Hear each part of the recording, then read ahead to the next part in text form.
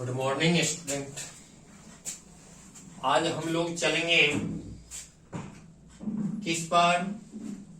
आज हम लोग चलेंगे शब्द के आगे, शब्द के तीसरे पॉइंट पर। पिछले दिन हम लोग चले थे बनावट या रचना की दृष्टि से शब्द के कितने भेद थे उसके बारे में पढ़े थे, शब्द किसे कहते थे उसके बारे में पढ़े थे।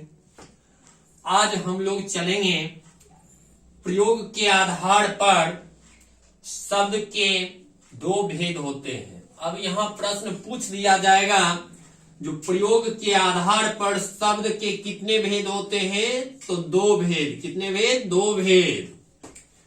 तो सबसे पहला जो है, फर्स्ट जो है वह है विकारी। क्या है? विकारी। सबसे पहला क्या है? विकारी। दूसरा है अविकारी। दूसरा क्या है? अविकारी।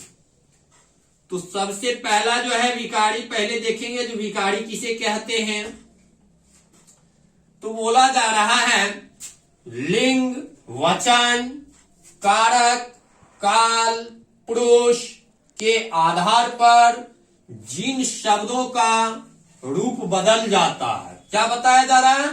लिंग, वचन, कारक, काल, पुरुष के आधार पर जिन शब्दों का रूप क्या हो जाता है? बदल जाता है, या जिनमें विकार आ जाता है, या जिनमें क्या आ जाता है? विकार आ जाता है, उन्हें हम विकारी शब्द कहते हैं। उन्हें क्या कहते हैं? विकारी शब्द कहते हैं। जैसे लड़की खेलती है। अब यहां जो है क्या है? लड़की। अब ये बदलकर यहाँ क्या लिखा गया है? लड़कियां खेलती है। लड़की जो है यह बदलाकर क्या लिखा गया है? लड़कियां। क्या? लड़कियां। तो लड़की जो था यह किस में बदला गया? लड़कियां में। जो यह क्या हो गया हमारा? विकारी। कारण यह कह रहा है, क्या कह रहा है? जो शब्दों का रूप बदल जाता है, तो ये लड़की जो था ये बदलाकर क्या हो गया? लड़कियां। अब नेक्स्ट जो है आगे कहा जा रहा है अविकारी शब्द। क्या कहा जा रहा है? अविकारी शब्द।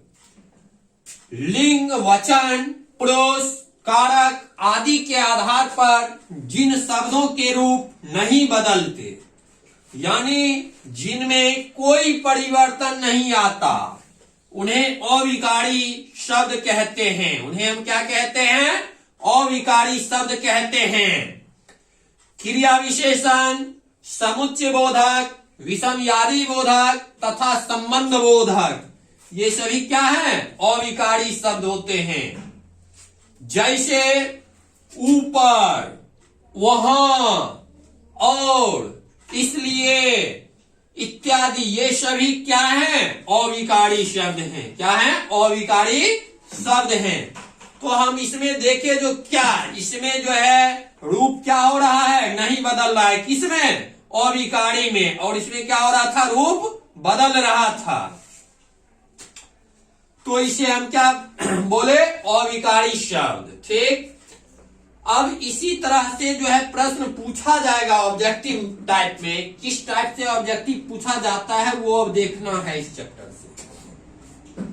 कहा जा रहा है पहला, दिए गए शब्दों में कौन सा शब्द रूढ़ का उदाहरण है? अब ये चार ऑप्शन दिया हुआ है, ए, बी, सी, डी। तो ये चार में से पूछा जा रहा है जो कौन सा शब्द जो है क्या है? रूढ़ का उदाहरण है। तो रूढ़ वाला में क्या बताए थे? जो जिनका खंड करने पर क्या हो? कोई अर्थ न निकले, उसे हम क्या कहते हैं? रूढ़। तो जैसे नाक, नाक को खंड करने पर क्या होगा? कोई अर्थ न निकलेगा। तो हम क्या मार सकते हैं आंख मूंद कर? ए नंबर में, मतलब नाक। सेकंड प्रश्न पूछा जा रहा है जो लंबोदर क्या है? मतलब यौगिक है, योग रूढ़ है, रूढ़ है, इनमें से कोई नहीं, मतलब क्या होगा? तो यौगिक होगा। क्या होगा? यौगिक होगा। यौगिक में क्या बताए थे? जो जिनमें दो शब्दों का क्या हो? मेल हो, उसे हम क्या कहते हैं? यौगिक कहते हैं। आगे है पंचानन क्या है। तो पंचानन जो है वह क्या है, यौगिक है या योग रूढ़ है या रूढ़ है या कोई नहीं है। तो क्या आ जाएगा हमारा योग रूढ़। क्या आ जाएगा योग रूढ़।